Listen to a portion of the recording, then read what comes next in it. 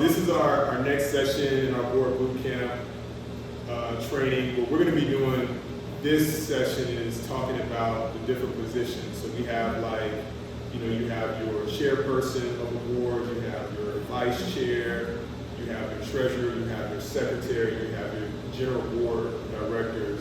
But you also have, that plays a very critical and key role, is the ED, or the president of the organization that's running the organization itself. So we have our experts here that are going to share with us today. And one of the things I wanted to get us started off with is just looking at the basic functionalities, the basic responsibilities of all board members. So all board members have a duty of care, they have a duty of loyalty, and they have a duty of obedience. So the duty of care has to do with coming to the board meetings, participating in the conversation, giving your thoughts, your ideas, your background to the organization. That's the duty of care that every board member has. And the duty of loyalty is putting the nonprofit above your individual selfish, desires, what it would do for you. You're actually putting yourself in the background and putting up front the nonprofit and the mission and driving that nonprofit forward. So the duty of loyalty. Duty of obedience is one of the biggest areas that we probably want to talk about today, because that's the area that gets us into a lot of hot water as a board. Like why are our organizations not operating as effectively, as efficiently as they should? You can get into some of those areas with the duty of care, the duty of loyalty, but the duty of obedience is one of the biggest areas because the governing documents is in that area. So the duty of obedience is looking at trying to adhere to rules and standards and laws, and how am I supposed to be functioning as a board for the effective operations of this nonprofit as an organization. And usually a very healthy, robust, performing board has a really thorough guidelines, a thorough set of governing documents. So that's one of the things that we see that's lacking in a lot of organizations. They might have stuff pulled together that they did in the back room one night, but they don't have formal, very thought out, thorough, vetted documents that they can abide by and look to if they're going astray. But that's where we are right now. We have the different positions we want to talk about. We want to talk about how they communicate with one another, how they communicate with the organization, what means do they communicate through. So that's what we want to get into today. So I think the first position, that the one that you look to, the one that you, focus on when it comes to a organization, an individual trying to communicate with the board, is a director. It's actually the chair of the board, and that's the one we want to get started on, talking about their role, their responsibilities, and how and what they bring to the table when it comes to the boards. And I think the first position that we want to discuss is the chairperson, and with that, the vice chair as well. They kind of work in tandem. So Jennifer, you're the expert on that, so what's your thoughts? I agree, right? When the vice chair or vice person has to, vice president, whichever vice, is like the secondary to the meeting president. So their roles are very similar. Mm-hmm. Of course, we're all familiar with hierarchy and everything like that, mm-hmm. but their roles as far as what they would be responsible for are very similar. I'd say, based on what I understand, is they're the decision makers ultimately in the end. When something comes up, they're the ones who have to make a decision, right? Of course, they have to consult the rest of the board and get all the feedback as far as, what is the right decision, what should we push forward. I think as well as they also, and this goes with all of the board members, they all have to carry on that mission, right? Yeah. And so I believe it's their duty as well to make sure everyone else is carrying that same mission. I think what's different as far as being a member of a nonprofit board is you're not just a leader, you're more of like, how should I say, you're the person that's trying to help everybody fulfill the mission. Yeah. Correct me if I'm wrong, but I know most people think that title means you're the leader, it's all up to you, but in the end I feel like not really, it's more so you need to get everybody on board, you know, be on the same ship and kind of guide the nonprofit into the right direction as far as the mission and what, you remember, you mentioned governing documents and stuff like that. You know, they're the ones that also have to make sure everyone's following. Most people know this by policy procedures. Yeah. You know, these If people they are, have if they have them, yeah, right. yeah. But I believe, you know, as the main chairperson or vice chair, you know, you're making sure everybody else also follows whatever those policies and procedures are. So in that same respect, it sounds like the director, the chair, the vice chair, they're responsible for making sure that the people have the appropriate training, because I'm sure you have that rotation going on, like how many board members are new. Right, and you have to switch them out. Yeah, how many know what they're actually supposed to be following, know what they're actually supposed to be doing. So I think training sounds like key, you know? Correct, and of course that comes along with making sure they know what their, I mean, standard is not such a great word to use, but if they know what the policies and procedures should be, that training should be involved. Yes, it is up to the chairperson not only to train their people a part of the board, but to make sure they have enough people and the right, you know, leadership within the board to handle the different, you know, parts of the mission that they need to fulfill. So because there can be holes and gaps. I get what you're saying, that being on the board, being the director, if their eyes are open, if they're operating halfway effectively, they'll see, hey, you know, every time we come together to discuss this thing, we always ask questions about legal ramifications of our organization, and nobody can ever answer. We have an accountant over here, we have a designer over here, we have a rec community organizer over here, but nobody can answer the question. Maybe we need to start recruiting. Maybe you need somebody to fulfill that role for the organization. Because I know, I guess, basic structure, you know, based on what's usual, there's president, vice president, treasurer, secretary, that sort of thing. But once you're on the nonprofit board, you're going to realize there's much more than these roles. You're going to need somebody to do fundraising, you're going to need somebody to handle legal affairs and stuff like that. And then you're going to need somebody to help you think about the longevity. Who's going to fulfill this role once it phases out for this other person. And not put everything on the shoulders of the director, but because I feel like it's gonna be a challenge when new people come on, you know, especially like what we've been talking about the last, you know, few opportunities we had to come on in a different podcast, is that our last session is gonna be about recruiting the younger generation, and they know nothing, you know. So I don't think, or how do you feel about this? I don't think it should be just a director's responsibility to make sure that all these new folk coming on are trained and have the know-how, because they're, as a director, I mean, they represent the executive and community events. If the executive's not there, the chairperson might be the go-between between like the city, county, whatever functions are happening that have to do with community and nonprofit. They're the face. They have to be there. So they have a lot of weight on their shoulders. So what are your thoughts on sharing that load, and how do they share that load as far as specifically training those new board members is concerned? Well, it does go back to what you said. Some nonprofit boards don't have those policies and procedures set. Once that is set, that's a good foundation to kind of work on, to use for training.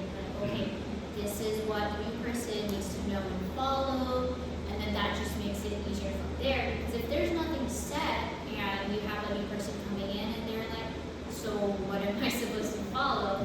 Then it goes back to like, you know, you have to go look into somebody's old archives and see what they did. As somebody from a younger generation, I know that's not easy to do, especially if like a lot of these nonprofit organizations are still manual, they're still on paper. It's like, I gotta gotta go through all these books and figure out, okay, what did that last person do? Yeah. And especially since there is a turnover in these roles, because there's like a time frame for each role. Even as a chairperson, there's, you know, a limit. Somebody else has to fulfill that role. And so, again, you know, having those procedures, having those governing documents will really help with the training. And I think it's starting them off on the right foot as well. You can't bring somebody on and not know what they're supposed to do.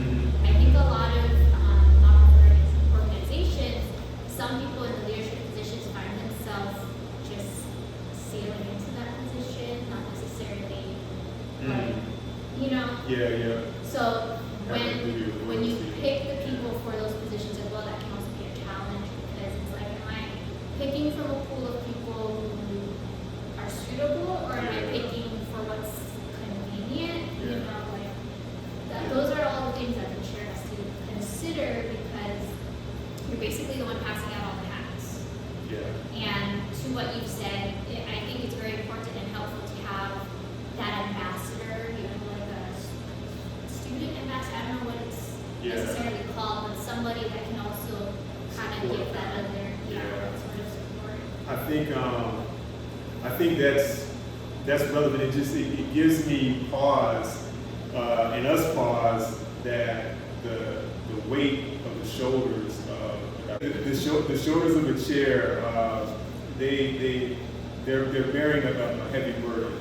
But with that said, I want to switch gears to another burden that another member of the board has to bear. That's the treasurer. The treasurer actually has their hand in financial matters that I suppose, you know, would keep the financial health and success of the organization at a point or level where they can function, you know, comfortably in a given year or a given cycle. So let's talk about that. So Richard, what are your thoughts on the treasurer? I guess before we get into that, I just want to reiterate that the responsibility of the board is the oversight of the whole organization. And it's the whole board's responsibility for everything as far as managing the organization. So the treasurer is just one piece of that big puzzle. But you need to have on the board people with a diverse range of expertise. So as you indicated earlier, you need a financial person, you need a marketing person, you need somebody who really understands whatever the mission is of the organization. So in a way, you're correct that the treasurer has a lot of responsibility, but it's the entire board's responsibility, not just the treasurer. But there should be definitely somebody on the board, the treasurer, who understands finances, who understands all the reporting that's necessary, who understands financial statements and all those kinds of things. It's not a job that can be done by somebody without that specific expertise. And too many boards try to do it without that financial expertise. And they designate somebody as a treasurer just to look over the bank statements, for example. But it goes beyond, count the money, but it goes beyond that. I'm going to challenge you on that. I'm going to challenge you on that. Okay, so if I'm the treasurer, but let's say my background is I'm a musician. I play guitar and I play shows and whatnot. They make me the treasurer. But I'm resourceful because I know this accountant over here. I know this other tax preparer over here. And what I'm going to do is I'm going to say, hey, we need to contract these two people. One to help us to make sure that we stay on target with our filings, and then the other make sure that we stay on target with how we're getting our financial information that we are reviewing every month, every quarter, what have you. And I'm fulfilling my title duty as a treasurer, but I don't have any experience. What do you say about that? Are those guys going to be on the board meetings? Are they going to attend those board meetings? No, not those guys. Me. Just me. Just me. So in a discussion regarding the future and the financial planning that needs to happen in the organization. Are those guys going to be your experts? Are they going to be in the board meeting? Well, why do they have to? Because the decisions and the procedures and the those kinds of things that need to be made about the future of the organization, that's going to be discussed in a board meeting, right? Okay, so can we bring them in as like just, okay, this is the session where we're bringing in these experts to discuss, the investment portfolio and the return? Do you really feel that's sufficient? So let's say we're discussing, oh man, we got this grant. Yeah. And we don't have to use it right away. We've got 2 years to use the money for that grant. So they turn to you as the treasurer and say, how should we handle that? What's the best way to plan out using the money? Yeah. And if we don't use the money totally, where's the best place to kind of park that money? Okay. So that we don't, because we're not going to use it right away. Yeah. We're going to be housing it somewhere. Yeah. And then later on we'll use it. So what's the best way to set that aside? Well, I'm still going to challenge you on that. Can you really be in that meeting and say, I'm going to get back to you? Yeah, and that's not efficient at all. Well, I don't think the person would be in this. Okay, so me being a musician, and I'm filling the function of the treasurer. Because I have to, because as my experts, so those as a treasurer, those are the experts that I'm relying upon so I have to understand what they're providing me, because then I have to share it with the board when they're out of the meeting. So even the investment portfolio, I need to understand, okay, what's in mutual funds, what's in equity. I need to understand a little bit about that so I can communicate when they want to communicate with me. So I'm learning a little bit discussion-wise, and I'm able to understand where the most, I guess, with all the constraints and my limited knowledge, where the best decision might be made or might be laid forth when it comes to where should we put the grant money. Only reason I say that is because I know there's a lot of members watching that are treasurers and they don't have any, they don't have the financial expertise. My opinion, as a financial guy, they shouldn't be the treasurer of that board. They're not fulfilling the responsibility required to be a treasurer. The treasurer has to have enough ability and knowledge to make informed decisions on their own without having to rely on somebody else. Because otherwise, why is that person the treasurer of the board if they don't have the knowledge and technical ability to be so? As chair, why am I hiring you and not that person instead? Well, so your pool might be limited. So I'm going to push back on both of y'all. So your pool might be limited. I might have a math background. I'm a musician, but I might have the math background. So my understanding is better than everybody's on the board. So with the limited pool that I have.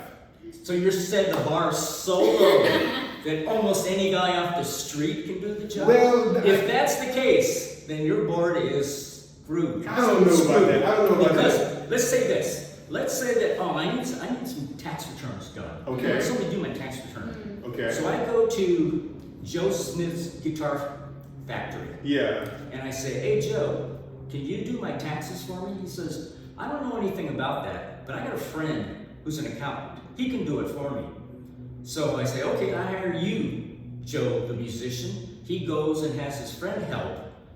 Is that a logical way to get expertise? Okay, so going back on that point, you have a decision that you're not making alone. The whole board is making that decision, and as long as I'm performing my duty of care, my duty of loyalty, and my duty of obedience, I'm actually performing my function because I'm doing it with care. I'm searching out the experts that I need with care, and I'm also understanding what I need to understand and share with the board with the level of obedience, following the guidelines and procedures, making sure that we're covering all of our, standard rules, filing things of that nature. So I think I'm in line. Another analogy. Okay. So you take a tax class at a local university, and so you go and find out. So the university can't find somebody who's a tax expert to teach the class. Okay. So he hires that musician guy, because Okay. that musician has friends that know about taxes. Okay. Should that person be teaching the class? Okay. So with that, so that's now that begs the point that the individual the musician that's going out and seeking these experts can maybe reach out to those experts to be a part of the board, to be but here's the other thing, because I'm thinking about our brothers on Native American reservations, and I'm thinking about, not saying that they don't have any financial expertise or legal expertise, but their pool on the reservation is their pool. And they might have experts that are outside the res, but no experts inside the res. You know what I mean? So they even have to commute or transmit that information that needs to be, you know. Does that make the board better by having the musician on the board? I see your point. I got your point. Pretty obvious. I got You your need point. to have the highest level of expertise you can get, right? Yeah. If you can't get the highest level of expertise, you still need somebody who understands that area pretty well. Yeah. You need somebody, for example, on the board who knows about fundraising, how to raise funds. Yeah. And you cannot beat having somebody with that experience that is the board member, Okay. rather than hiring, somebody else who doesn't know anything about it but has contacts. Okay. It's not as efficient. And your responsibility to the board, so your responsibility to the board as chair, is to get the right people to do the right jobs. Otherwise, you can run into all kinds of problems, especially as the treasurer. I make one mistake, the whole organization could be under. Okay. And put it this way, treasurer would know what my budget is to be passing out the right amount of hats to be on my board, and what if I can't have all three of you? Well, okay. I get the points. That's fair. And It's not fair, it's right. It's right, but it's fair to my people out there. It's a fair point. But I'm gonna switch gears. Same point, but I'm gonna switch gears a little bit. And since that's the case, since we need people that actually have the expertise to do the job that they've been designated to do as board members, what do we do then, Chair, to, once we identify somebody that's the musician and trying to be the treasurer, or that is we haven't gotten into the secretary, but that's a traveling nurse and doing the job of secretary. How do we identify people that are mismatched for their title board position? Okay, the chair. As the chair, what do you then do? Again, it goes back to how we mentioned you need to know if you're filling enough spots and filling the right people in those spots, giving the right people those hats. And as Richard mentioned, yes, you want people to be well experted in their, whatever role that they're given. Yeah. And it goes back to, yes, we need to train them if your pool is as slim as you've mentioned. And then how do you train them? You give them the right resources to get them at par. I think it also has to, I think as a chair, you always have to think of what is your contingency plan. If this spot for some reason gets empty, how am I going to fill that spot again? And I think maybe that comes with continuous, I don't want to say recruitment. It's not necessarily recruitment, but continuous, making sure that, okay, is this working out, or do I need to, bring on somebody to help this side of, my board? Is this person not fulfilling their role? Because then as a chairperson, you're going to decide, it's not working out. I think you need to go play your How do you do that though? elsewhere. See, how do you do that? As a board member, I have the same rights and, things that I can rest my hat on as you all do. So how do you let go a board member that you say, okay, you're not You functioning? know, one of the biggest things, especially with the treasurer function, Mm-hmm. every board member has a legal liability, potential legal Yeah. liability. Yeah. So if the board as a whole, Mm-hmm. you know, messes something up, particularly with financial matters and Yeah. government kind of matters, they're liable. They're Yeah. personally liable. Yeah. So as a board member, I want to make sure that those key functions are somebody that knows what they're doing, because their mistake can cost me all my funds, everything I own. But how do you let me go? I just don't. I don't throw know. you off the ship. Yeah, exactly. But You maybe can- with a life raft. But can you throw me off the ship like Yes, yes. All There's you need is procedures, just right? the board has to. Agree. that? Okay, so it has to be built into the policies and the procedures, the Yes. governing For documents. dismissal, Yes, yeah. absolutely. Because if it's not built into the governing documents, you letting me go, I can actually come back on you with liabilities claimed myself. If there's nothing documented, how can you? Although employment law is different. So if you do that to an employee, yes, you know, get rid of them without cause. Yeah. Boards, no, you can get rid of anybody anytime for any reason. So Really? yes, there's no liability there, unless it's something egregiously unfair.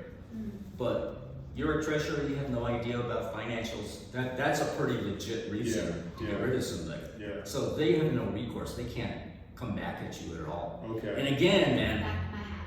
yes, again, you have to let that person know as well that if he makes a mistake, it's not just, oh shoot, I made a mistake and the nonprofit will suffer. He can suffer personally as well. Yeah. I think that's enough of an incentive, Yeah. you know, to make that person see the light and realize maybe I should be a different Yeah. role Different on the function. board. Yeah. Yeah, because if I don't know what I'm doing, I ask my other friend. If Yeah. they make a mistake, it's on me. Yeah. And then that's on the whole Because board. that's your expert. Yeah. Yeah, because you're the expert, so Yeah. you're supposed to know Yeah. those things. Yeah. Because we can, you know, pass out the hats to whomever the board decides to, right? But if you're the person wearing the hat and you're not, you know, up to speed, Yeah. I'm gonna give you a lifeboat. So that's her job as the chair of the board Okay. to determine if Yeah. people If are it's- qualified okay. in their roles. Makes sense. Too many boards, this happens all the time, give out titles Yeah. without really thinking about What the title the does. qualifications of that title. Yeah. So I know we're going to talk about the secretary Yeah. position but many positions don't have the potential legal liability for the treasurer does, Yeah. because that is Yeah. definitely a Yeah. high liability area. Yeah. So for that one especially, you have to really pick the right person for the job. Yeah. And even though it's hard and there's a small pool, you still have to go fishing in that pool to get somebody Yeah. who is qualified. Qualified. Yeah. Makes sense. That being said, we are going to switch to the secretary. So the secretary that's a role that I took it upon myself to get into and get involved with and to understand a bit more thoroughly. And what I found with the secretary is that they have a very, very important weighty role. The secretary is basically the gatekeeper when it comes to communication between board members. They're the person that sets, the meetings of the board. They're the person that, sends out the agenda. They're the person that keeps the minutes. They're the person that has an understanding of the policies, the procedures, the governing documents that govern how we need to be functioning communication-wise as a board. So they have a lot of duties and a lot of responsibilities in and of themselves. That being said, their role should be, from my perspective, a highly respected role. So all other board members, chair included, should respect when documentation, literature, communication comes from the secretary, because if it's coming from the secretary, then there's something that needs to be addressed. We either need to meet, we need to, look at these documents, these legal documents that we need to fill out. Something needs to happen, and it needs to happen in a timely manner. So what I found from the secretary is that, and to me, their role is like, it's almost like a full-time job. It's a lot that they do. And my what I want to pull out of here, and I want to discuss about the secretary, is because from what I understand, that role can almost be a full-time job. How would you all say that particular role should be managed for a nonprofit? Do you think that role should be a paid role? Do you think that role should be a volunteer role? Like, what's your perspective on that? I don't think it should be paid. Okay. I personally don't think board members of any nonprofit organization should be paid, regardless of the role. Okay. But you're right, it's a really important function. And one thing they didn't mention that is quite important, people take minutes, right? The Yeah. secretary takes minutes. Yeah. Any organization. Yeah. And then they pass out the minutes for approval. Yeah. They take that too lightly. Yeah. The minutes are the official documentation of what goes on in a board meeting. Legal binding, yes. So, and it's legally binding, Yeah. you're right. Yeah. So, if the secretary forgets to put something in the minutes, Yeah. that later on people say, hey, well, we talked about that. Yeah. They're getting sued, let's say. Yeah. No, we talked about that. Yeah. And it's not in the minutes. Yeah. So that means you didn't talk about Yeah. it. Yeah. So the secretary almost has to have a little bit of legal kind of Yeah. training as well. Yeah. Because they have to know what to put in the board minutes and what not to put Yeah. in the board minutes. Yeah. Because some of that stuff can be really important. Yeah. So, When I looked at that role, because I, being on a board, having experience with boards, I knew the functions of the secretary, but I didn't know the layers that were involved. yeah. And from what I understand, to me, it's synonymous to the professional administrator at a big four accounting firm, Yeah. in a big office. Right. And I know from my experience that a lot of times that person is one of the highest paid persons in that audit firm because of what they do and what they have to maintain. No, they don't go out and meet the clients and talk to the CEO, but they're managing these partners, Right.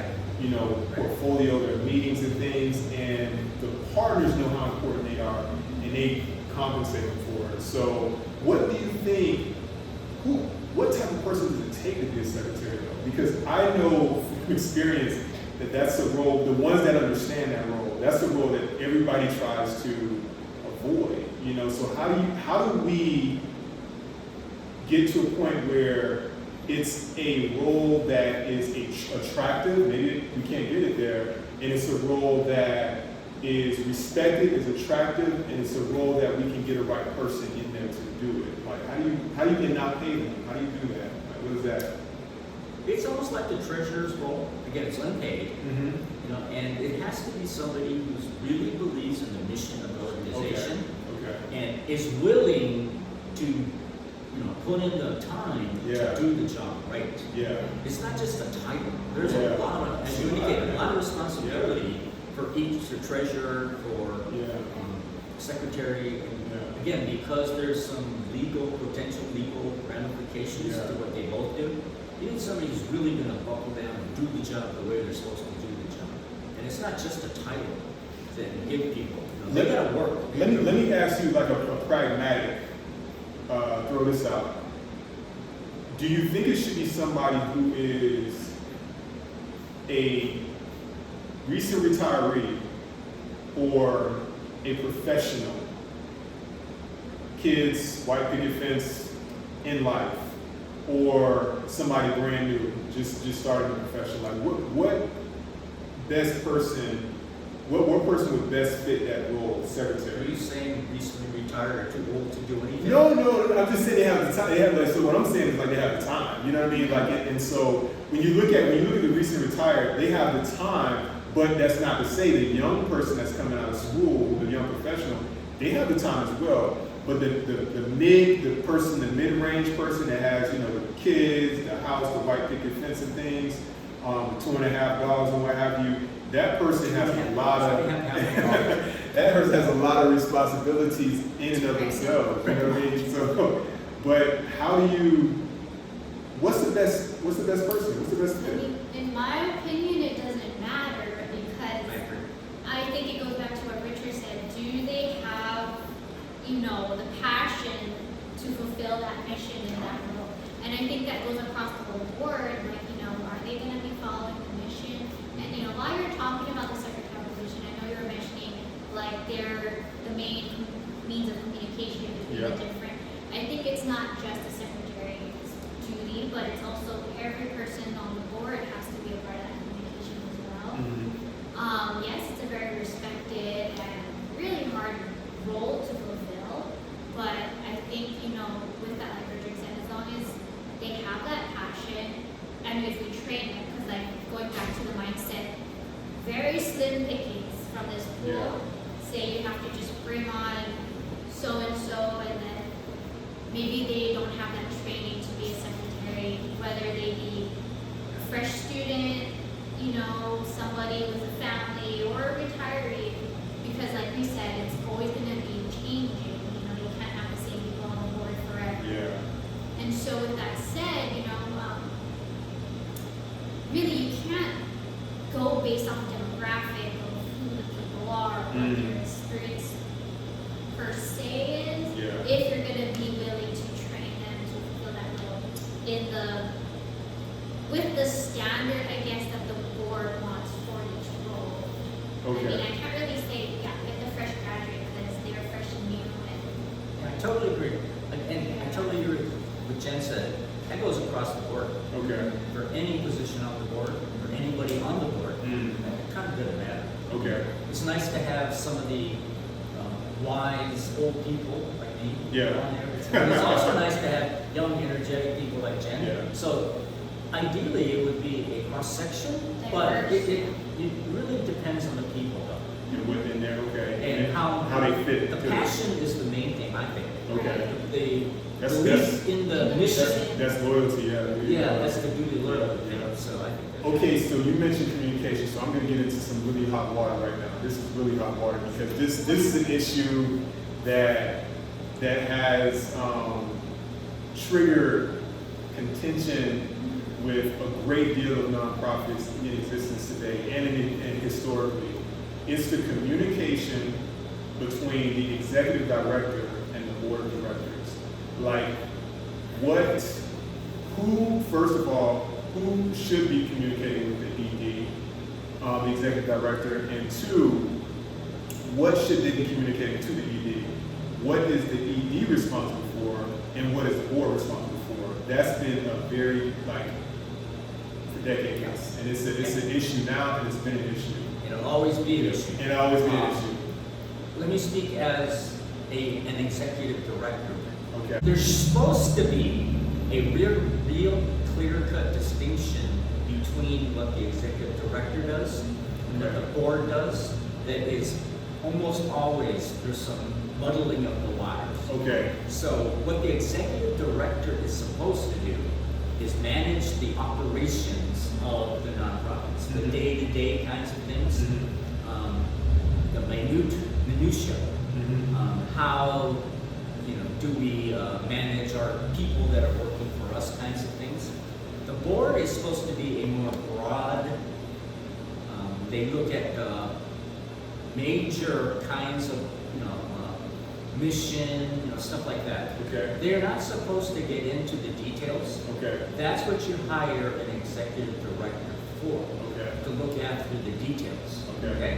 So the board is supposed to be just doing an overall management, looking at major things in the organization. But as you know, and I know you know, there's a lot of times some confusion about whose role is what. And an executive director oftentimes makes decisions that are really very broad-based, future plans and all those things. That's not their function. That's the function of the board. The board is not supposed to get into things like hiring of employees. Let's change the school day, for example. That's an executive director's Juliana, not the board. So I think there needs to be in every organization a very clear-cut differentiation between what the executive director does and what the board does. And so somewhere in the policies. Board is all policies, procedures, and overall procedures, not the details. One of the problems, though, is oftentimes the executive director sort of controls the whole organization. Yeah. They pick the board. Yeah. But legally, it's the board who manages the executive director. Yeah. Not the other way around. Yeah. So you got to be real careful if you're an executive director that is wanting to control the board. Yeah. There needs to be an independent board. You make a point that because of my experience, a client of ours did just that. Like the ED selected the board. Yes.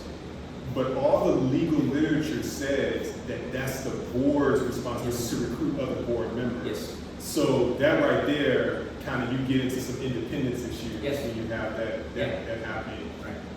Question for you, as the executive director, are there things that frustrate you when it comes to, because what I think of, if I put that executive director hat on, I'm thinking of what's going to frustrate me the most is if this board member is telling me one thing, the chair is telling me another thing, and they're conflicting ideas. What, as an ED, how would you push back on that? What would you require?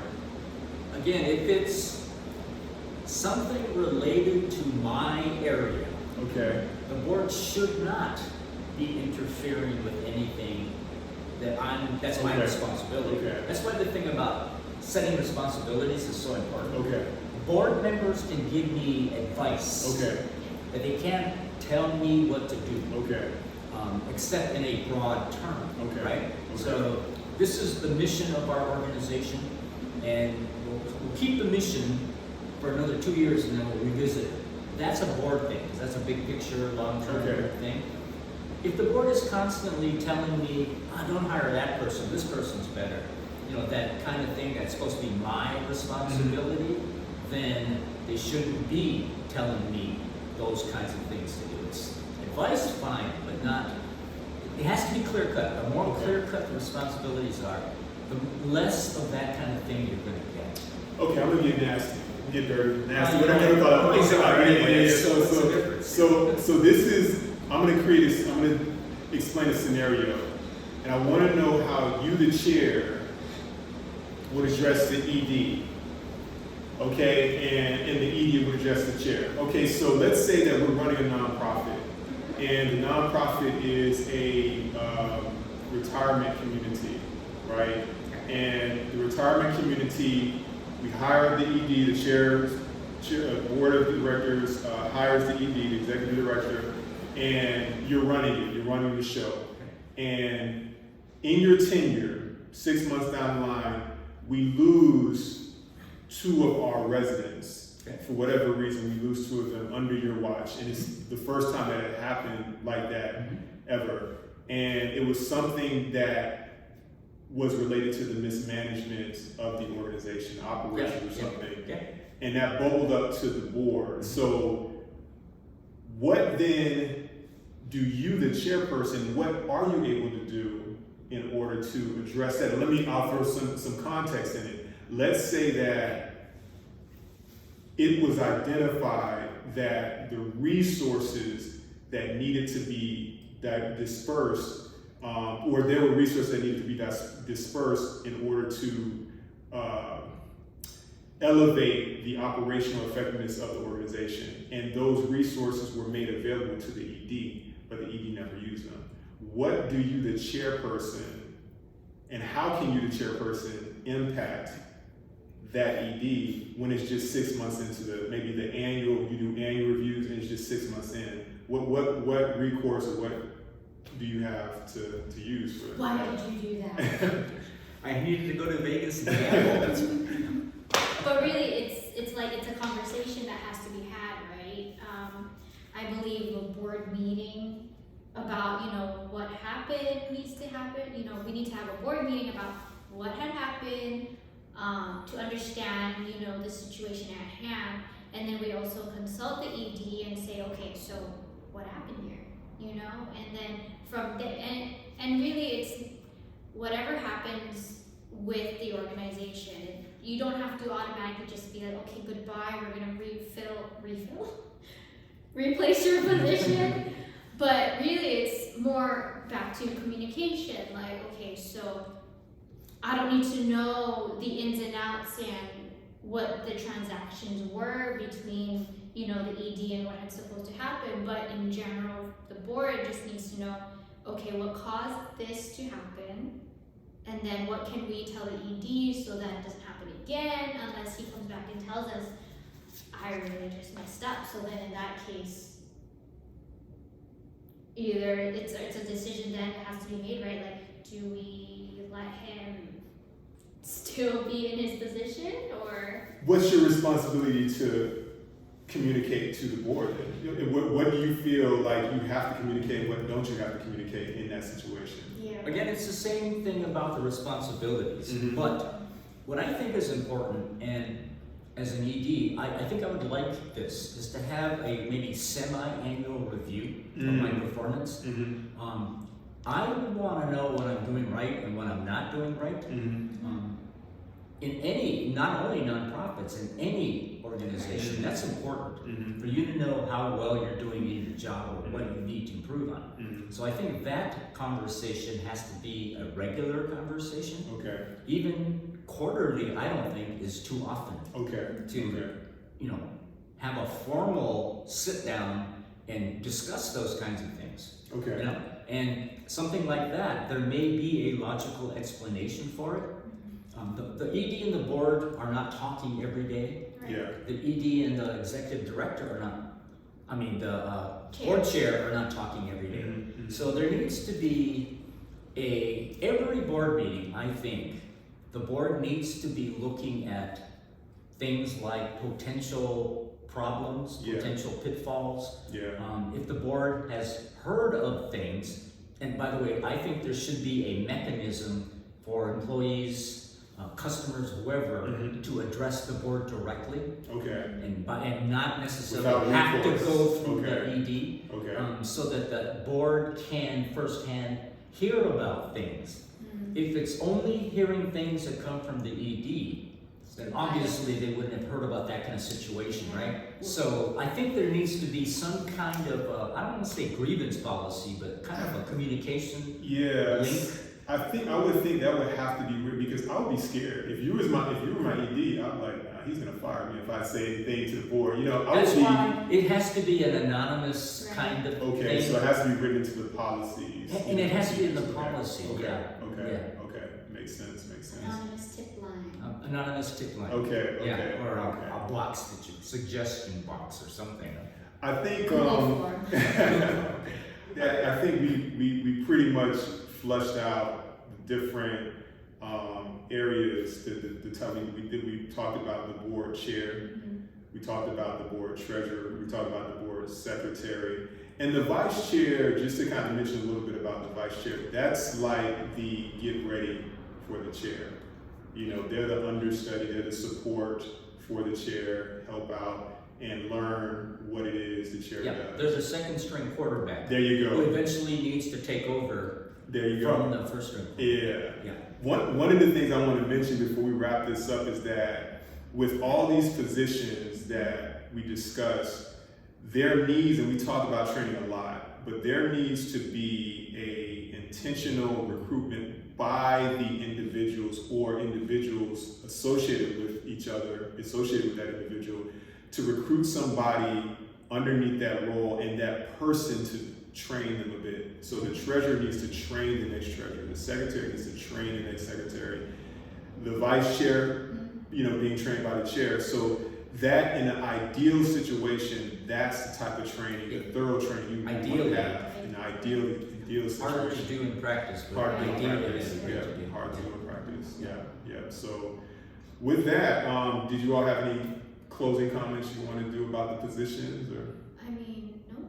It's just really like how we were saying right in the very beginning and throughout the whole thing, like, even though this is one board member's role and they have their expertise, really it has to all come together and everybody has to be communicative and, need to keep their eyes open to what's around and going on so that the entire ship can, be able to sail smoothly.